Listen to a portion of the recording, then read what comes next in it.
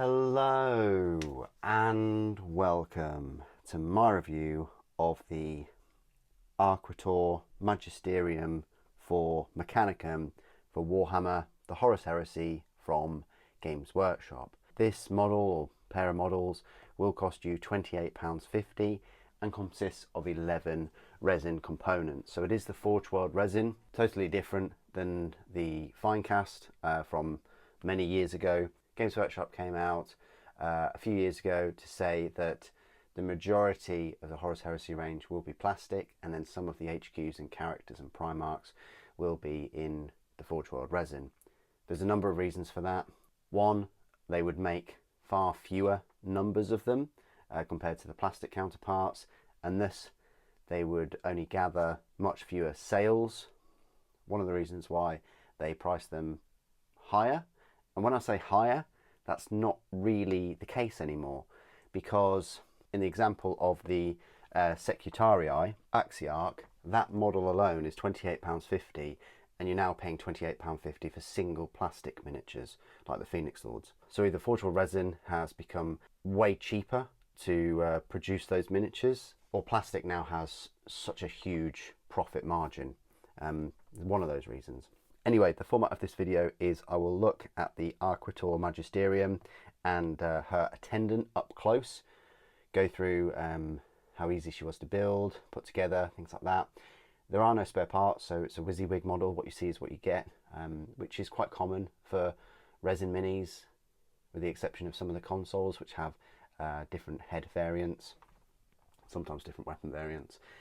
Then I'll go through some size comparisons with other Mechanicum units, specifically the plastic range, because you might have just got into Mechanicum for Horus Heresy, and there's quite a nice selection of plastic kits now for that force.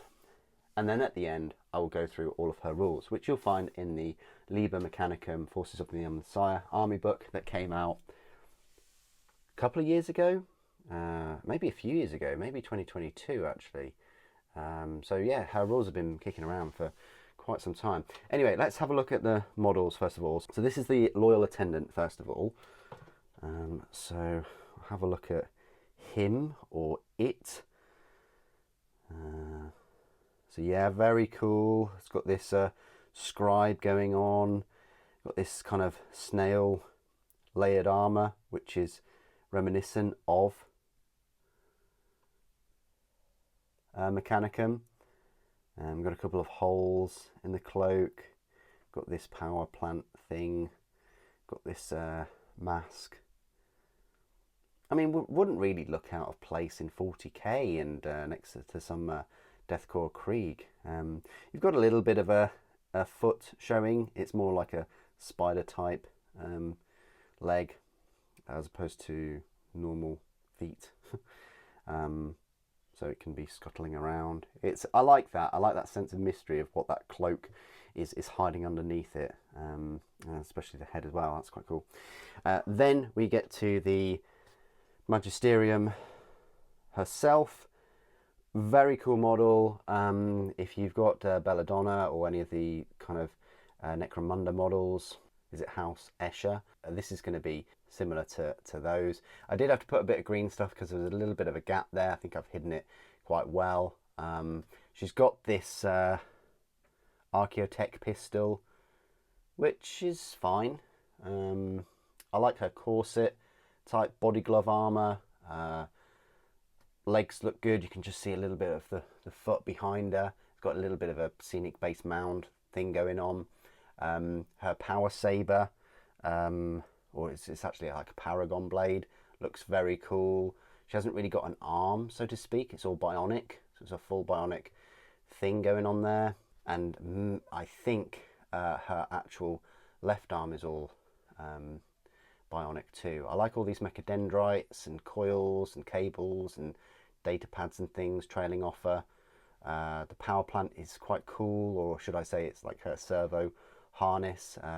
It's got these clippers, and I have jokingly said a few times that I've named her Edwina Scissorhands, because, you know, she goes around cutting all the imperial bushes.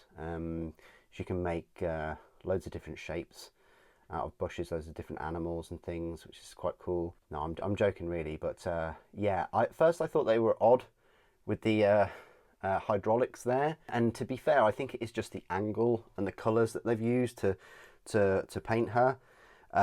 They sort of show her like that, like this is raised up, when reality they're pretty much level, and it doesn't look too bad when they're level. But when one is arched up, which the kind of photos online looks like that one is arched up, that makes all the difference. It really does. It looks like they don't belong, but now they do belong. And the thing is, you don't have to put them on at all. You can just have her without them. It's not a requirement. So if you wanted to leave them off and then put them on a different Mechanicum model, you can do. You know, I think she would probably look better without them, but I understand why she has them, and sort of, you know, part of her outfit and things. But yeah, and then she hasn't really got any eyes. She's just got like one bionic lens and then this kind of cog headdress thing. So yeah, that is the Arcuitor Magisterium. Cool model, £28.50 for the pair of them, which I think isn't too bad. Lots and lots of detail on them. So of course, no spare parts with these two. What you see is what you get. So we might as well go through some size comparisons. So I have a tech thrall first of all. This is how she measures up next to a tech thrall. She is a bit taller than them, and she's on the slightly larger 28mm base as opposed to the 25mm. So she will be a bit taller than those. Next to the phalanxes, I think this is a phalanx. I think she is. I mean, her servo harness is taller. So I guess she stands out still, but just now she's lacking a little bit in bulk. Next to some castellax, here's one I made earlier. Yeah, she's a fair bit smaller than a castellax now. And then compared to a Thanatar, I'm yet to build the new Thanatar. I'm really looking forward to building that very soon. I probably have already built it on the channel, but yeah, that's where she measures up next to a Thanatar. Hope that sort of side comparison helps. Just because I have a Triaros nearby, here is a Triaros armoured conveyor, and you can see she would easily fit in one of those if she wanted to use it as a transport. Just because I have the Secutarii Axiarch nearby, this is where she measures up next to him. He came out at the same time. He was released in the same day as the Arcuitor, and yeah, they're similar height with his kind of lance, maybe. And then the last size comparison I like to make is just with some Imperial models, the Space Marines. So we have a normal Space Marine there, we've got a Primaris, and then we've got Sly Marbo. So yeah, she is probably, say, taller than the Space Marine. Yeah, taller than the Space Marine. But compared to a Primaris is a fair bit bigger, as you'd expect. So I think the sizes work now with those. Sly Marbo is, yeah, good chunk shorter. And then the Attendant is, of course, you know, much smaller than a Primaris and a fair bit smaller than a Space Marine. I wonder how tall he is. Maybe he's like 3 foot tall, 4 foot. Okay, this is my part of the review where I will go through all of the rules for the Arcuitor Magisterium. As I mentioned earlier, you'll find her rules in the Liber Mechanicum Forces of the Omnissiah book for Warhammer the Horus Heresy, and you'll find her in the Elite section of the book. She's the first elite choice just before the Domitar Battle Automata, which I hope we will get in plastic soon. She will cost you 85 points. You can have between 0 to 1, so you can only have one of these in an army. She's the assassin of the Prefecture Magisterium, the Paternus Malagra. Her stat line reads, she's a movement of 7 inches, weapon skill 5, ballistic skill 5, strength 5, toughness 5, 2 wounds, initiative 4, 2 attacks, leadership 10, and a save of 3+. How does that compare to a normal tech thrall? Well, her movement is faster, her weapon skill and ballistic skill is way better, strength is better, toughness is way better, she's got more wounds, better initiative. more attacks, way better leadership, and a way better save. You could almost compare her to a Thalax, because a Thalax has the same movement, but she still has a better weapon skill at 5 compared to the 3, better ballistic skill at 5 instead of 4, a better strength at 5, so she's stronger than a Thalax, believe it or not. Her toughness is the same at 5. Thalaxes have 1 more wound at 3, and she has a better initiative, 4 instead of 2. She has the same number of attacks, but obviously a better leadership compared to the 7, and a better save at 3+ instead of the 4+. So she's actually an upgrade to the Thalax, in my opinion. Unit composition is 1 Arcuitor, and her war gear, she's equipped with the Corpusant Stave, Architect Pistol, Mechanicum Protectiva, a Cortex Controller, frag grenades and crack grenades.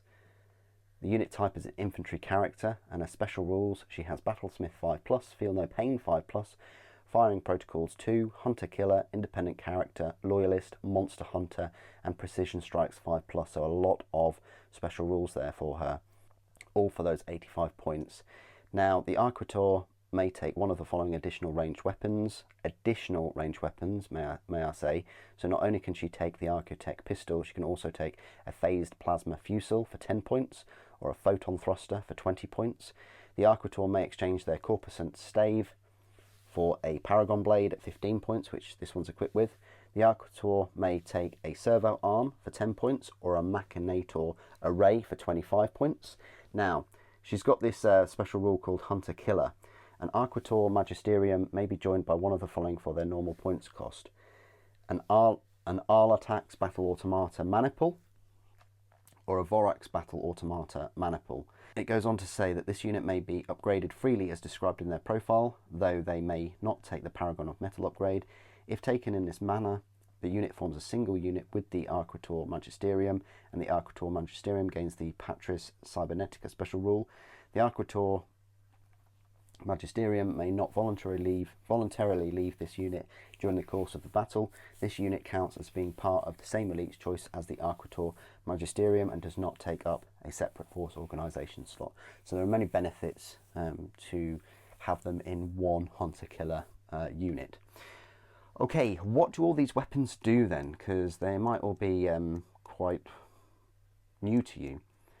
Well, first of all, if you gave her the Corpusant Stave, that just pluses her strength to a +1, so that'd be strength 6, AP 4, two-handed haywire, so that's all right. But of course, you can upgrade it to a Paragon Blade,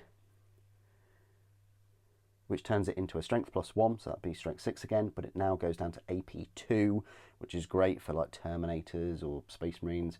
It also gains Murderous Strike 6+ and Specialist Weapon. In terms of the range weapons, the Architect Pistol is a 12-inch range, strength 6, AP 4, pistol 1, rending 3+, mastercrafted. That's quite decent.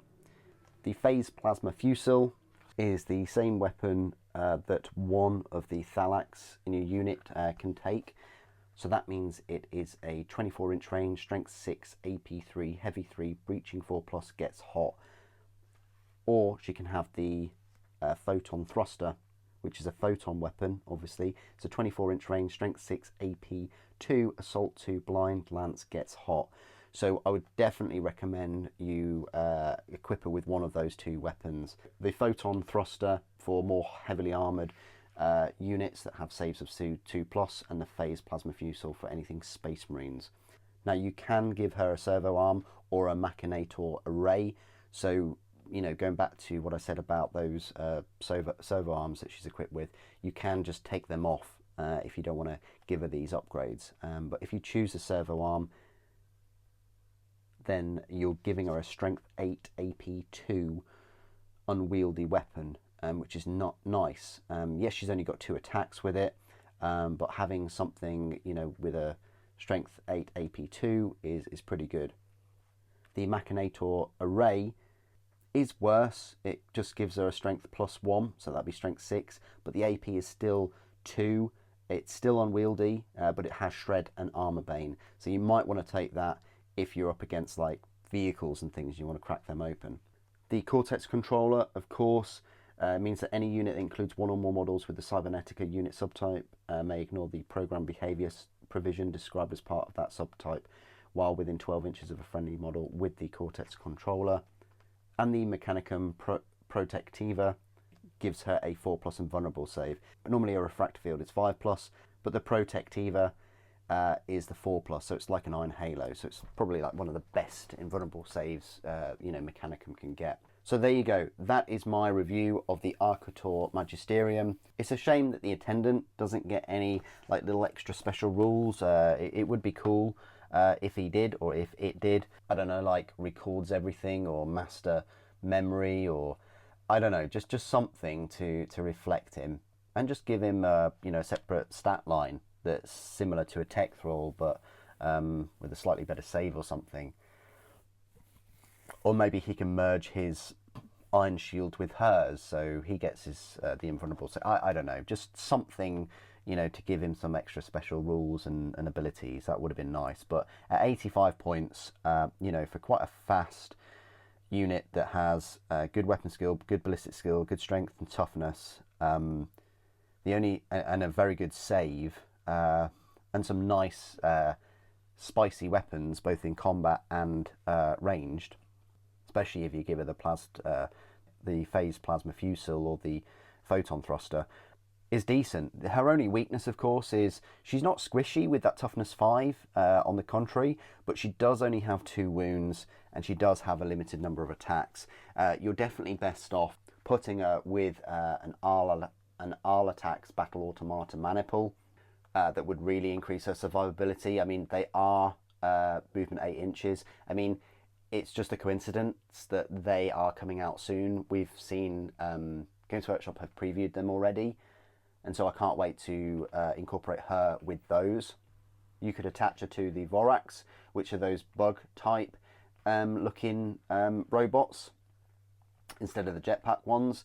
I mean, they're still fast. They have the 8-inch movement speed. They just don't have the UTAN or UTAN jump boosters. So yeah, I do kind of question why you would put her with 2 fast attack choices. It would have been nice to be able to put her with like some Myrmidons, or even a Domitar would be nice. But what do you guys think of the Arcuitor Magisterium? The 2 pincers or scissors on her servo harness, after seeing her in person, after seeing her in the flesh, for want to use a better word, she's a lot better than I thought she'd look, and I've accepted that. But what do you guys think of the Arcuitor Magisterium, and how would you use her in game?